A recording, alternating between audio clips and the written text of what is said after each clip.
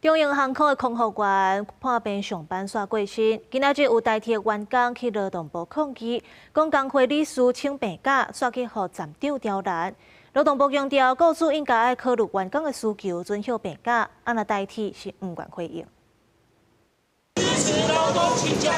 大声喊口号，呼吁劳动部表态支持劳工的病假权。最近因为中英航空的空服员带病上班过身，引起各界关心请病假的议题。担任工会干部的代替员工王杰，在却和劳工团体来劳动部陈情，讲伊进前请一天假就医，过转工休养。代替说讲伊是连续2天的病假，要求提供医生诊断证明，结果甲算控制2天记大过处分。经过劳动检查甲调解了后，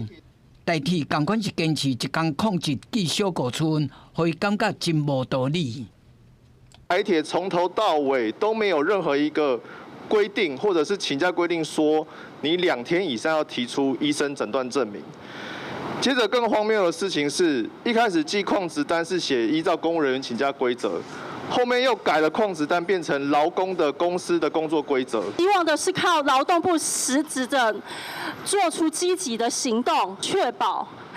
今天全台湾所有的劳工在请假上 绝对不会作为资方恶意惩处、污名化的依据。王杰讲，伊第2天确实人无爽快，因为公司人有够，伊毋则阁请假休养，说去用记控制，实在是无法度接受。相关的劳团呼吁劳动部爱表态，支持劳工合理的病假权，写公函予地方的劳工单位，请因照规定执行。劳动部嘛派人来接陈情书，讲无鼓励劳工带病上班。 雇主拒绝劳工请病假，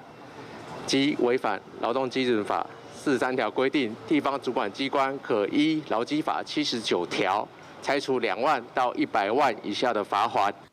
对着劳工团体集体专案牵涉这场霸凌，劳动部强调讲，目前这人法修法了后，已经增加这场霸凌的防治专章，雇主应该采取即时有效的适当措施，若是违反规定，一定会依法处罚。记者综合报道。